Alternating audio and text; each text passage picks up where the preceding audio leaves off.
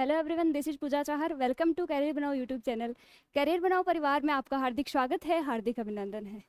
तो आइए आज की क्लास की शुरुआत भी करेंगे एक मोटिवेशनल शायरी के साथ कि कई जीत बाकी है, कई हार बाकी है। कई जीत बाकी है, कई हार बाकी है। अभी तो जिंदगी का सार बाकी है। अभी चले हैं नई मंजिल के लिए। ये तो एक पन्ना था, अभी तो पूरी किताब बाकी है। अभी तो चले हैं नई मंजिल के लिए। ये तो एक पन्ना था, अभी तो पूरी किताब बाकी है। देखिए, अपन 12th क्लास तक पढ़ते हैं, अपन ऐसे पेशेंस से पढ़ते हैं। फर्स्ट हो गई, सेकंड हो गई, थर्ड 10th हो जाते हैं, फिर ऐसे 11th 12th ऐसे हो जाती है। लेकिन जब अपन कंपटीशन में घुसते हैं, एक साल में अपन ऐसे बोर हो जाते हैं कि यार एक साल हो गई अपन को तो जॉब भी नहीं मिली। उस टाइम आपका पेशेंस कहाँ चला जाता है? जब आप 12th क्लास यानी 12 क्लास आप पेशेंस से पढ़ के आ गए, तो 1-2 साल अगर लग भी रही है आपको, तो आप निराश क्यों होते हो? ये सोचा करो ना कि 12 क्लासेज आपने पढ़ी है, यानी 12 क्लासेज यदि 12 वर्ष आपने खपाए हैं, तो आपकी जिंदगी बन रही है इन 1-2 सालों में। तो इनमें निराश नहीं होना है। यदि 1 साल लग रही, 6 महीने लगते हैं, 1 साल मिनिमम कोई भी एग्जाम है वो 6 महीने 1 साल तो जरूर मांगती है।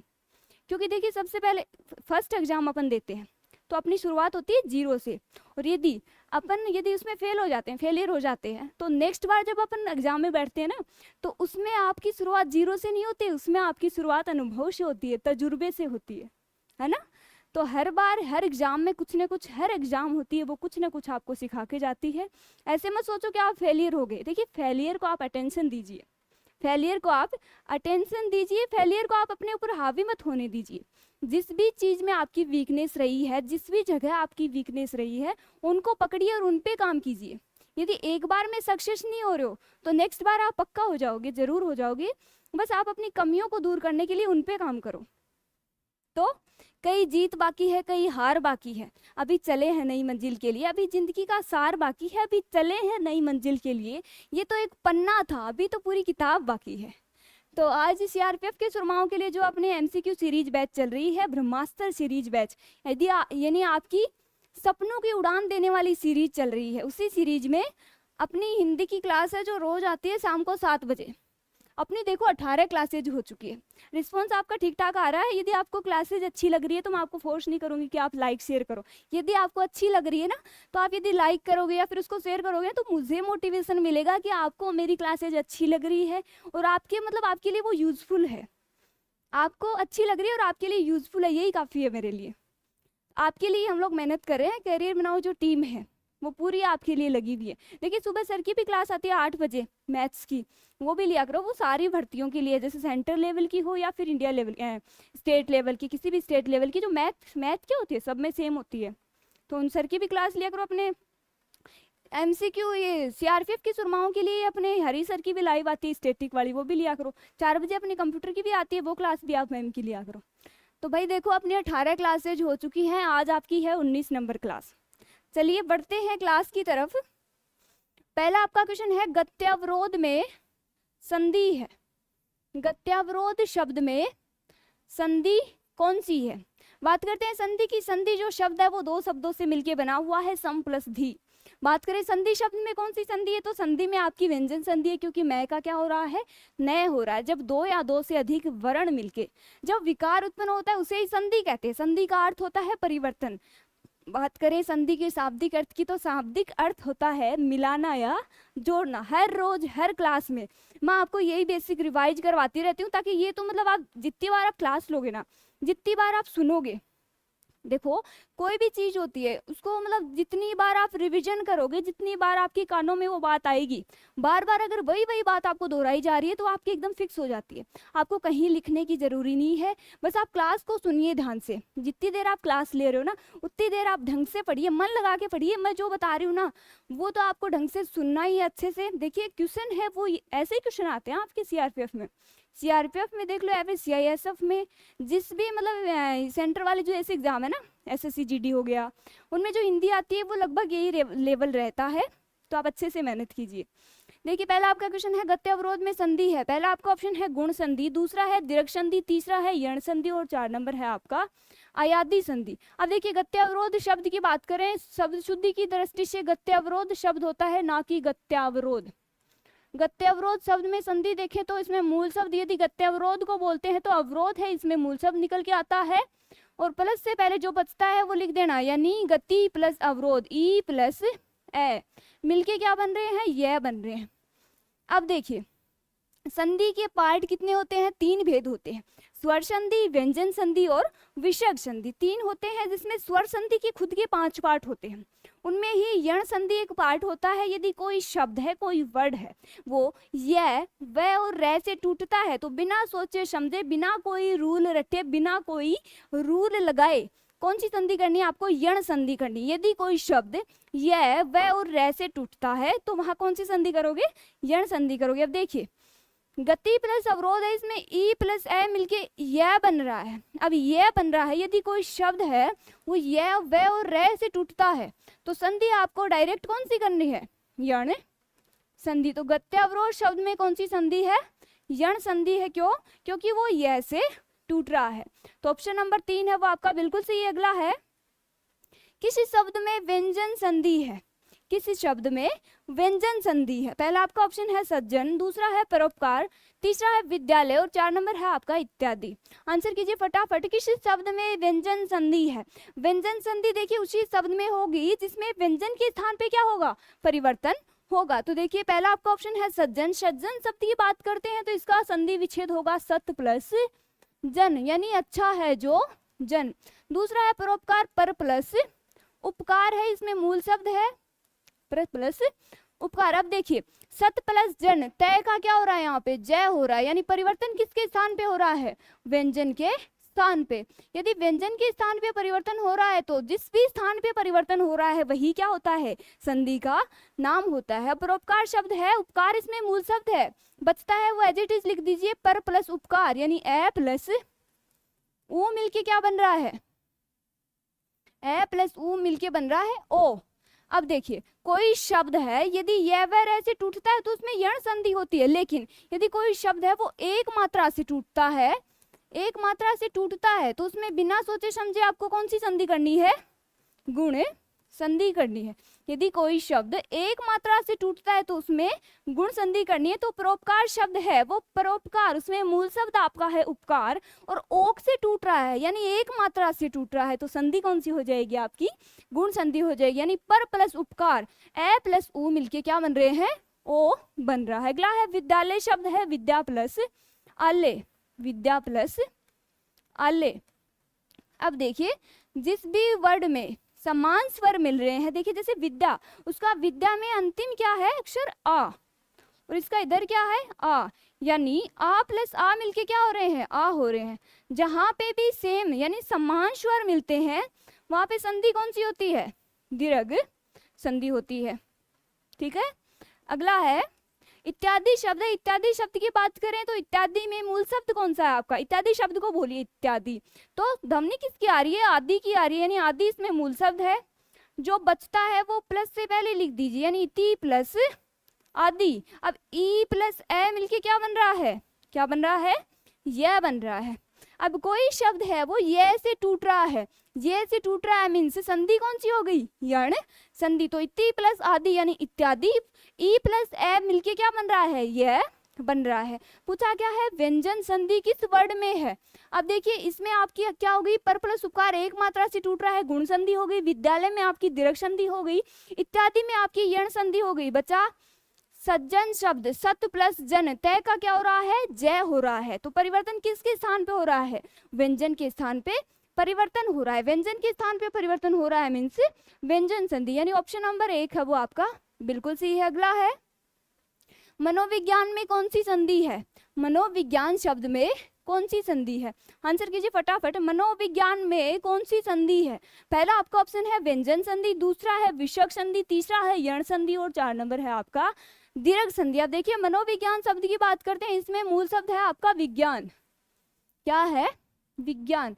अब देखिए ओ का क्या हो जाता है, यहाँ विसर्ग हो जाता है। अब देखिए जिस भी स्थान पे परिवर्तन होता है वही क्या होता है, संधि का नाम होता है। अब देखिए विसर्ग है उसका ओ बन रहा है, विसर्ग का क्या बन रहा है, ओ बन रहा है। तो विसर्ग के स्थान पे परिवर्तन हो रहा है मीन संधि कौन सी है, विसर्ग संधि। तो मनोविज्ञान में संधि कौन सी हो जाएगी? पहला आपका ऑप्शन है व्यंजन, विसर्ग, यण और दीर्घ। अब देखिए व्यंजन, विसर्ग, यण और दीर्घ। व्यंजन तो उसमें होगी जिसमें व्यंजन के स्थान पे परिवर्तन होगा, यण ये व रे वाली होगी, और दीर्घ जिसमें समान स्वर मिलेंगे वो होगी। तो बताइए मनोविज्ञान में विसर्ग के स्थान पे परिवर्तन हो रहा है, मीन संधि कौन सी हो जाएगी? विसर्ग संधि, यानी ऑप्शन नंबर 2 है वो आपका बिल्कुल सही है। अगला है निष्काश का संधि विच्छेद है। निष्काश शब्द का संधि विच्छेद है। पहला आपका ऑप्शन है निष् प्लस काम, दूसरा है निह प्लस काम, तीसरा है निस प्लस काम, और 4 नंबर है आपका निष् प्लस काम। देखिए निष्काश नहीं है, निष्काम है, निष्काम है। तो देखिए पहला आपका ऑप्शन है निष् प्लस काम। अब देखिए यदि अपन ऐसे देखते हैं कई बार क्या सीधा सीधा आपको आंसर कैसे मिलता है? मूल शब्द से आपको आंसर मिल जाता है कि या तो फिर दो जो शब्द होते हैं उनमें मूल शब्द सेम दिया होता है, दो वैसे कट जाते हैं, लेकिन इनमें तो ये फंडा नहीं लगेगा। तो देखिए ये चारों मूल शब्द है वो तो सही है, अब इस हिसाब से तो अपन ऑप्शन को नहीं काट सकते। अगला है देखिए प्लस से जो पहले है उनको देखते हैं, निश। अब देखिए निश प्लस जो काम शब्द है, काम आपका मूल शब्द है, जो बचता है वो पहले लिख दिया। लेकिन संधि क्या होती है? संधि का अर्थ होता है परिवर्तन। संधि वही होगी जहां शब्द को जब जोड़ते हैं तो उसमें क्या होना चाहिए? परिवर्तन होना चाहिए। अब निश है वो एज इट इज यहाँ पे लिख दिया, तो इसमें कोई परिवर्तन नहीं है। यदि ऐसा कोई वर्ड आता है जिसमें जोड़ने पर और तोड़ने पर कोई परिवर्तन नहीं होता तो उसमें संधि नहीं संयोग होता है। तो एक नंबर ऑप्शन आपका कट गया। अगला है निह प्लस काम, तीसरा है निस प्लस काम, 4 नंबर है आपका निश प्लस काम। तो देखिए आधा जो श है इसका क्या हो जाएगा? विसर्ग हो जाएगा। इसमें बात करें संधि की तो संधि आपकी हो जाएगी विसर्ग संधि, क्योंकि विसर्ग का क्या हो रहा है? यहाँ पे स हो रहा है। तो निष्काम का सही संधि उच्छेद हो जाएगा निह प्लस काम। संधि की बात करें तो संधि कौन सी हो जाएगी? विसर्ग संधि। ऑप्शन नंबर 2 है वो आपका बिल्कुल सही है। अगला है शुद्ध वर्तनी वाला शब्द है। शुद्ध वर्तनी वाला शब्द है। पहला आपका ऑप्शन है संशय, दूसरा है संशय, तीसरा है संशय, और 4 नंबर है आपका संशय। आंसर कीजिए। शुद्ध वर्तनी वाला शब्द है। देखिए वही बात है, आधे क्वेश्चन आपके ग्रामर से आते हैं, आधे आपके वोकैब से आते हैं। वोकैब से आपके वर्तनी की दृष्टि से शुद्धि है, शुद्धि आ गया, वाक्य शुद्धि आ गया, आपके पर्यायवाची विलोम आ गए, जो आपके शब्दयुगम वाले आ जाते हैं, और ग्रामर में आपकी संधि समास उपसर्ग पढ़ते से आ जाते हैं। तो देखिए शुद्ध वर्तनी वाला शब्द है। शुद्ध वर्तनी संशय शब्द पूछा है, संशय शब्द ऐसे लिखा जाता है। इसके अलावा और भी वर्डों की बात करें तो त्योहार शब्द बहुत बार पूछा जाता है। त्योहार आप अपन क्या लिखते हैं? इसमें डबल मात्रा लगाते हैं, औ की मात्रा लगाते हैं। औ की मात्रा नहीं आती है, इसमें ओ की मात्रा आती है। अब एक देखिए नुपुर शब्द को भी अपन कई बार गलत लिखते हैं, इसमें नू बड़ा आता है, पू छोटा आता है। एक अपन कुमुदिनी शब्द आता है, इसमें कु, मु और दी तीनों छोटे आते हैं, नी आपकी बड़ी आती है। और देखें तो जैसे गरिष्ठ शब्द है, गरिष्ठ में आपका ठ आता है। इसके अलावा देखिए आविर्भाव शब्द की बात करें, आविर्भाव शब्द ऐसे लिखा जाता है। इनके अलावा आशीर्वाद शब्द जो बहुत बार हर एग्जाम में पूछा जाता है, आशीर्वाद शब्द ऐसे लिखा जाता है। इसके अलावा अभ्यारण्य शब्द है, इसमें अपन भय है मोस्टली आधा लिखते हैं, इसमें आधा नहीं आके क्या आता है? अभ्यारण्य में भय है वो आपका पूरा आता है। इसके अलावा पुनरावलोकन शब्द होता है, पुनरावलोकन नहीं होता, पुनरावलोकन होता है। ठीक है। इसके अलावा बात करें सन्यासी शब्द की तो से, डबल न, या और सी ये ऐसे लिखे जाते हैं। प्रतिनिधि शब्द की बात करें तो प्रतिनिधि ऐसे लिखा जाता है। ठीक है। ये आपके वर्तनी की दृष्टि से शुद्धि है। शुद्धि में कई बार पूछे हुए अपने प्रवेश ईयर एग्जाम्स के जो पेपर लगे हुए हैं उनमें ये वर्ड बार बार पूछे जा रहे हैं, उनको आप अच्छे से देख लेना। तो इसमें शुद्ध वर्तनी वाला शब्द है आपका संशय। ऑप्शन नंबर 4 है वो आपका बिल्कुल सही। अगला है सही वर्तनी है। देखिए संख्या वाले जो आपके वर्ड होते हैं ना, जैसे 36 हो गया, जैसे 44 हो गया, ये जो वर्ड है ना, ये जो संख्या वाले हैं ना, इनको अलग से लिख लिया करो आप एक जगह, एक साथ लिख लो इनको। इनसे भी कई बार क्वेश्चन पूछ लिया जाता है वर्तनी की दृष्टि से शुद्धि है शुद्धि में। तो पहला आपका ऑप्शन है 36, दूसरा है 36, तीसरा 36, और 4 नंबर है आपका 36। सही वर्तनी वाला शब्द देखिए 36 शब्द है वो आपका ऐसे लिखा जाता है। इसमें एक तो ये ध्यान रखना है, इसमें तय डबल आता है और ई की मात्रा आपकी बड़ी आती है। 36 को ऐसे लिखा जाता है, ध्यान में रखना। ऑप्शन नंबर 4 है वो आपका बिल्कुल सही है। अगला है यथोचित में कौन सा समास है? यथोचित में कौन सा समास है? पहला आपका ऑप्शन है कर्मधारय, दूसरा है तत्पुरुष, 4 नंबर है, तीसरा अव्ययभावी, और चौथा है आपका द्विगु। यथोचित में कौन सा समास है? समास के बारे में थोड़ी सी बात करते हैं। समास शब्द है वो दो शब्दों से मिलकर बना होता है, सम प्लस आस, जिसमें सम का अर्थ होता है पास और आस का अर्थ होता है बैठना। यानी समास का अर्थ होता है पास बैठना। बात करें समास के शाब्दिक अर्थ की तो समास का शाब्दिक अर्थ होता है संक्षिप्त या संक्षिप्तीकरण।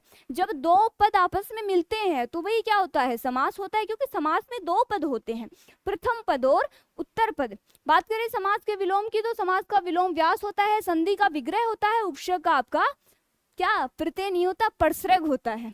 ठीक है, पद की प्रधानता के आधार पर देखें तो समास के 4 भेद होते हैं, हिंदी जगत में आपके 6 भेद होते हैं। वही अव्ययभावी, तत्पुरुष, द्वंद्व और बहुव्रीहि समास। अब देखिए यथोचित पूछा है, अव्ययभावी जो समास होता है उसका प्रथम पद प्रधान होता है, प्रथम पद कोई ना कोई अव्यय होता है, या फिर यथा यावत और कोई ना कोई उपसर्ग होता है। अब देखिए यथा यावत वाले जो भी शब्द होते हैं, यदि आपको उसका समास विग्रह नहीं भी आ रहा है, तो यदि आपको समास का नाम पूछ रहे हैं तो बिना सोचे समझे आपको अव्ययभावी समास करके आना है, यथोचित। अब देखिए यथा और यावत का अर्थ क्या होता है इसमें, ये देख लीजिए। यथा और देखिए अव्ययभावी समास होता है, इसमें प्रथम पद यथा यावत या फिर कोई ना कोई उपसर्ग होता है, और प्रथम पद में ये होते हैं, और द्वितीय पद क्या होता है? कोई ना कोई संज्ञा होती है, कोई ना कोई संज्ञा होती है। समास में दो ही पद होते हैं, प्रथम पद और उत्तर पद।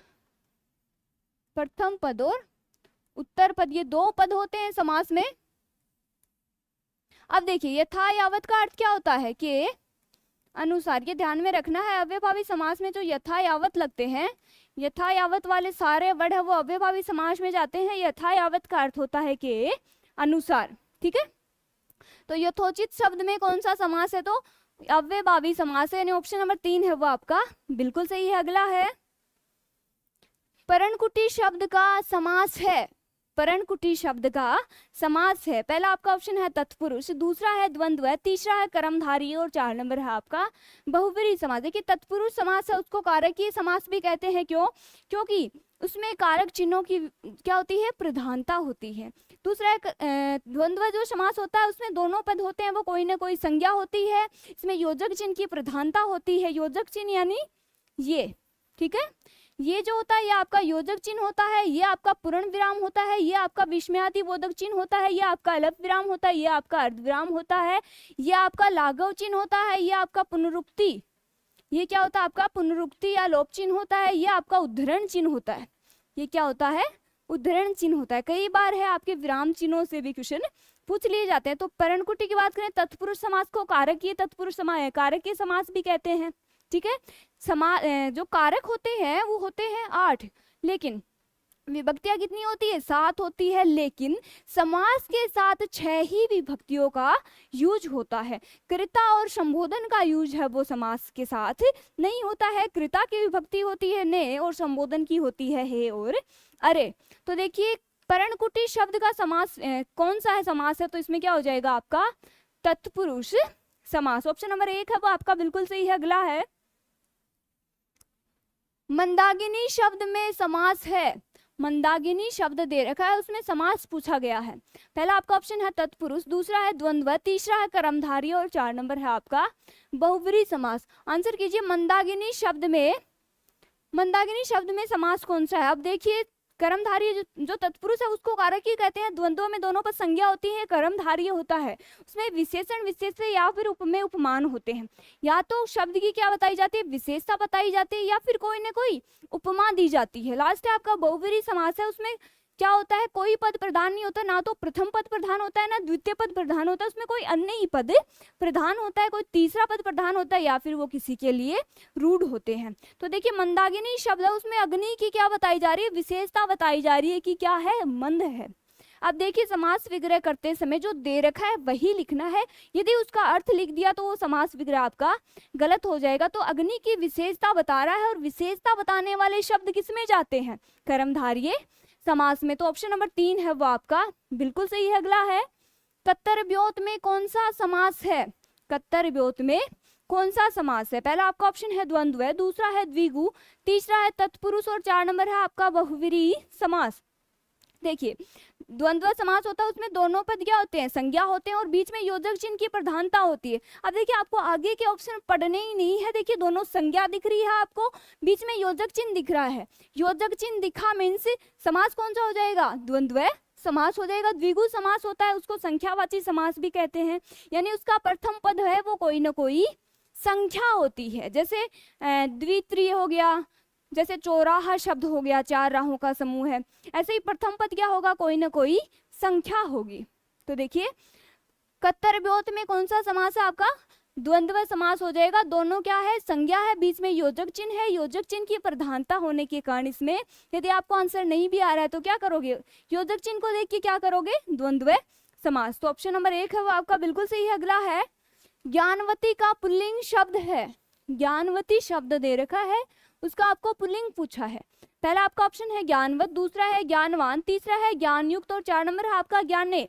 ज्ञानवती शब्द का पुल्लिंग क्या होगा, ज्ञानवती शब्द है वो स्त्रीलिंग है, उसका पुल्लिंग पूछा गया है, तो ज्ञानवती का पुल्लिंग होगा ज्ञानवान। जो ज्ञानी होता है ना उसको ज्ञानवान बोलते हैं, और जो ज्ञान मतलब औरत जो ज्ञानी होती है उसको क्या बोलते हैं, ज्ञानवती। चलिए अगला है ऑप्शन नंबर 2, इसमें सही है। अगला है मेरे घर से आपका घर 5 किलोमीटर दूर है। इस वाक्य में घर से जो से है उसके लिए पूछ रहे हैं, में कौन सा कारक है, से जो कारक है उसके लिए पूछा है कि मेरे घर से आपका घर 5 किलोमीटर दूर है। इस वाक्य में घर में घर जो से है, आगे घर के आगे जो से लग रहा है यहाँ पे घर से, उसमें कौन सा कारक है। पहला आपका ऑप्शन है कर्म, दूसरा है करण, तीसरा है संबंध और 4 नंबर है आपका अपादान। अब देखिए कर्म का कारक चिन्ह होता है को, करण का होता है से, संबंध का होता है का के की, और अपादान का होता है से। अब देखिए से दो जगह आगे, जो आज पहली बार क्लास ले रहे हैं उनको नहीं पता इन दो से हैं, इनको कहाँ पे कौन सा यूज होता है, ठीक है। तो देखिए इसमें क्या है, घर से अलग हो रहा है। देखिए जो करण वाला से होता है ना वो साधन के रूप में यूज होता है, और जो अपादान वाला से होता है वो अलग होने के अर्थ में यूज होता है। तो देखिए यहाँ पे घर से आपका घर 5 किलोमीटर दूर है, यानी दूरी की बात कर रहा है अलग होने के योग में, तो अपादान आपका कारक हो जाएगा। ऑप्शन नंबर 4 है वो आपका बिल्कुल सही है। अगला है किस शब्द में अ उपसर्ग है, किस शब्द में अ उपसर्ग है। पहला आपका ऑप्शन है अभिमान, दूसरा है अनजान, तीसरा है अभाव और 4 नंबर है अवमान। वे शब्दांश जो किसी शब्द के पूर्व में जुड़ के उसके अर्थ में परिवर्तन कर देते हैं उसे क्या कहते हैं, उपसर्ग कहते हैं। उपसर्ग यानी पूर्व में जुड़ेंगे और प्रत्यय यानी लास्ट में जुड़ेंगे, अंत में जुड़ेंगे। तो देखिए पहला आपका ऑप्शन है अभिमान शब्द में अभी क्या है आपका उपसर्ग है, अनजान में आपका अन है, अभाव जो शब्द है इसमें आपका कौन सा उपसर्ग है, अवमानन में आपका है अब उपसर्ग। पूछा क्या है, अ उपसर्ग पूछा है, अ उपसर्ग वाला शब्द कौन सा है, अभाव। ऑप्शन नंबर 3 है वो आपका बिल्कुल सही। अगला है देवता का पर्यायवाची शब्द है, देवता का पर्यायवाची शब्द है। पहला आपका ऑप्शन है अनिक, दूसरा है विबुद्ध, तीसरा है अलकेश और 4 नंबर है ज्योतिष्क। तो देखिए जो देवता होते हैं, भगवान होते हैं ना देवता, उनका पर्यायवाची होता है विबुद्ध, ध्यान में रखना है। ऑप्शन नंबर 2 है वो आपका बिल्कुल सही। अगला है निम्नलिखित में से एक का अर्थ नौका है, कौन सा शब्द है जिसका अर्थ नौका है, नाव है। पहला आपका ऑप्शन है तरणी, दूसरा है तरुण, तीसरा है तरुणी और 4 नंबर है आपका तरण। तो देखिए तरणी जो शब्द होता है उसका क्या अर्थ होता है, नौका या नाव होता है। तो ऑप्शन नंबर 1 है वो आपका बिल्कुल सही है। अगला है परुष शब्द का विलोम शब्द है, परुष शब्द दे रखा है उसका विलोम पूछा है परुष। पहला आपका ऑप्शन है अपौरुष्य, दूसरा है सरल, तीसरा है कोमल और 4 नंबर है आपका कठोर। तो देखिए परुष शब्द है उसका अर्थ होता है कठोर, परुष शब्द के अर्थ की बात करें तो उसका अर्थ होता है कठोर, और परुष के विलोम की बात करें तो इसका विलोम होगा कोमल, यानी ऑप्शन नंबर 3 है वो आपका बिल्कुल सही है। अगला है उपजाऊ का विलोम शब्द है, उपजाऊ का विलोम शब्द है। पहला आपका ऑप्शन है सिंचित, दूसरा है खाद, तीसरा है ऊसर और 4 नंबर है आपका बंजर। उपजाऊ वो भूमि होती है जहां से अत्यधिक धन यानी अन्न की प्राप्ति होती है, जो आपका अन्न जो बोते हैं आप, अनाज बोते हैं वो सर्वाधिक मात्रा में प्राप्त होता है, ऐसी भूमि को क्या कहते हैं, उपजाऊ भूमि कहते हैं, और उसका विलोम होता है ऊसर भूमि यानी अनुपजाऊ भूमि। तो ऑप्शन नंबर 3 है वो आपका बिल्कुल सही है। अगला है निम्नलिखित शब्दों में से एक का अर्थ धन, मतलब, कारण और लिए है। कौन सा जो शब्द है जिसका अर्थ धन, मतलब और कारण और लिए है। पहला आपका ऑप्शन है आशय, दूसरा है तात्पर्य, तीसरा अर्थ और 4 नंबर है आपका अभिप्राय। अब देखिए धन मतलब कारण और लिए, इन चारों का अर्थ एक ही शब्द है, वो ये चारों अर्थ दे रहा है। ऐसा शब्द कौन सा है? अर्थ जो शब्द है वो ये धन मतलब कारण और लिए ये चारों अर्थ दे रहा है। यानी ऑप्शन नंबर 3 है वो आपका बिल्कुल सही है। अगला है हाथी की पीठ पर रखे जाने वाले आसन के लिए एक शब्द बताना है। हाथी की पीठ पर रखे जाने वाले आसन के लिए एक शब्द है।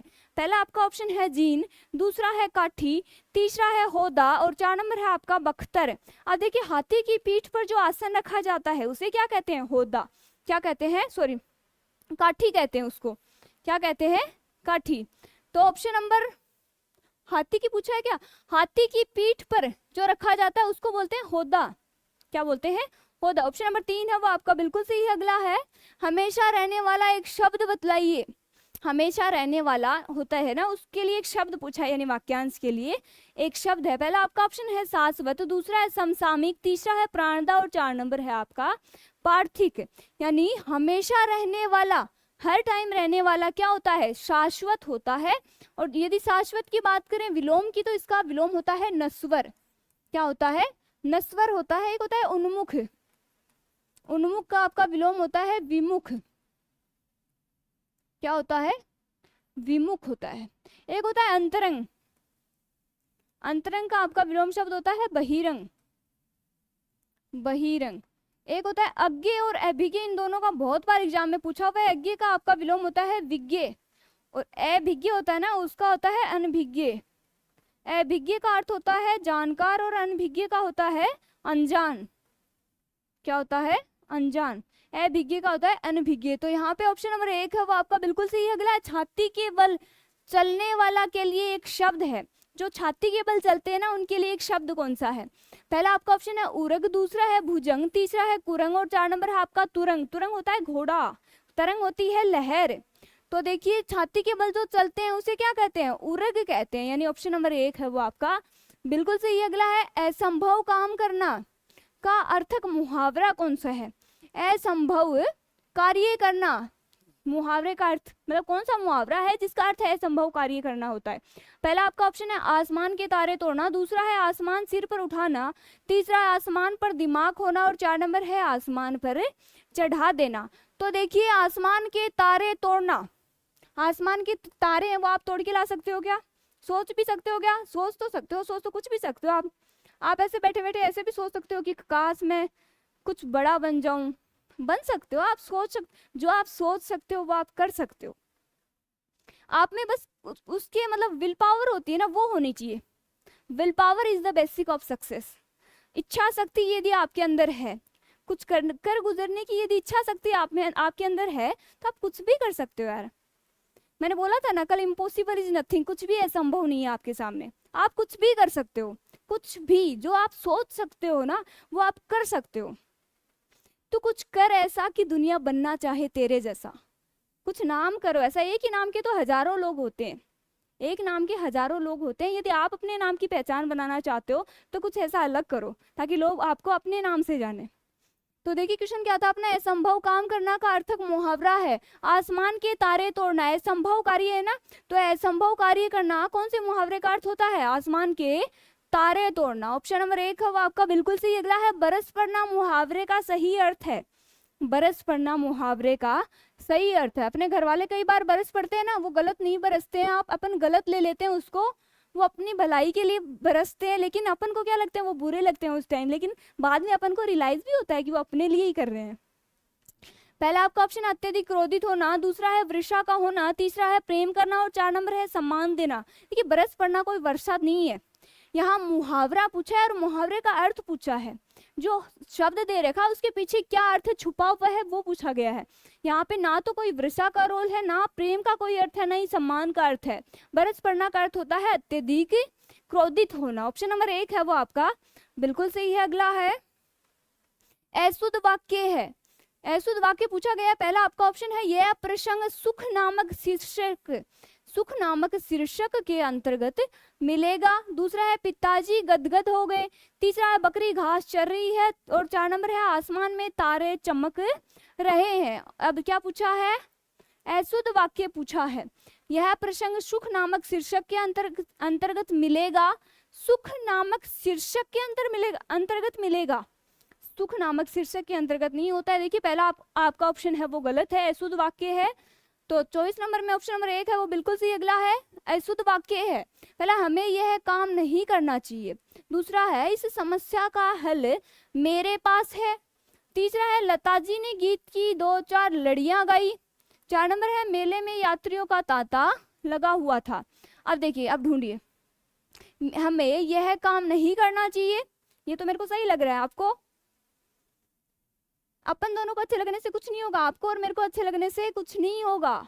अपन को अच्छा लगना मतलब ये नहीं है कि एग्जामिनर को भी वही पसंद आए जो अपनी पसंद है। नहीं, एग्जामिनर के हिसाब से करना है। उसका माइंड क्या बोलता है, वो अपन से पूछना क्या चाहता है, वो अपनी माइंड रीडिंग करता है कि इसका दिमाग कहाँ तक चलता है। तो देखिए हमें यह काम नहीं करना चाहिए। दूसरा है इस समस्या का हल मेरे पास है।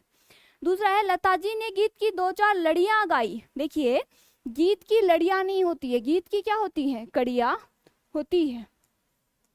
गीत की क्या होती है, कड़ियां होती है। तो ऑप्शन नंबर 3 आपका गलत आ रहा है। 3 नंबर मेरे को भी अच्छा नहीं लग रहा है, आपको भी अच्छा नहीं लग रहा है, तो मतलब एग्जामिनर को भी अच्छा नहीं लगेगा। तो ऑप्शन नंबर 3 है वो आपका बिल्कुल सही है। तो देखिए ये आपके हो गए भाई 25 क्वेश्चन पूरे। 25 क्वेश्चन मैंने फटाफट पूरे करवा दिए। मेरा उद्देश्य यही रहता है कि आप क्वेश्चन को अटेम्प्ट कैसे करते हैं वो सीखो, साथ में आपको मैं अच्छे अच्छे क्वेश्चन भी दे रही हूँ आपके एग्जाम के लेवल के हिसाब से, है ना। तो देखिए भाई अपनी क्लास हो चुकी है पूरी, मैंने करवा दी है आपको 19 क्लासेज। यदि आज आप पहली बार ये क्लास देख रहे हो तो पीछे की 18 क्लासेज भी देख लेना, क्योंकि आप बिल्कुल फ्री ऑफ कॉस्ट क्लास चल रही है आपकी। अच्छे से देखिए 18 क्लासेज हो रही है, मतलब 18 क्लास हो गई, मतलब 25 क्वेश्चन हर लेक्चर में करवा रही है आपको। 19 हो गई ना, आज 19 क्लासेज होगी। 19 को मल्टीप्लाई करके देखिए आप 25 से कितने क्वेश्चन होते हैं। मैंने 40 का टारगेट लिया था और 40 क्लासेज है वो आपकी पूरी मैं करवाऊंगी। यदि जिस दिन आप 40 क्लासेज ले लोगे ना, उस दिन आपको खुद को ऐसे होगा, खुद को ऐसे अंदर से फील होगा कि यार मैंने 40 क्लासेज लिए तो बहुत कुछ सीखा है, मैंने बहुत कुछ नया सीखा है, क्वेश्चन करने का तरीका सीखा है, क्वेश्चन को कैसे अटेम्प्ट करते हैं वो सीखा है, ऑप्शन कैसे काटते हैं वो सीखा, और कैसे अपन हिंदी में स्कोर अच्छा बना सकते हैं वो सीखा है। तो देखिए लेक्चर आपका हो चुका है पूरा। आज के लिए इतना ही, मिलते हैं नेक्स्ट वीडियो में। तब तक के लिए bye bye, take care, keep learning and keep exploring.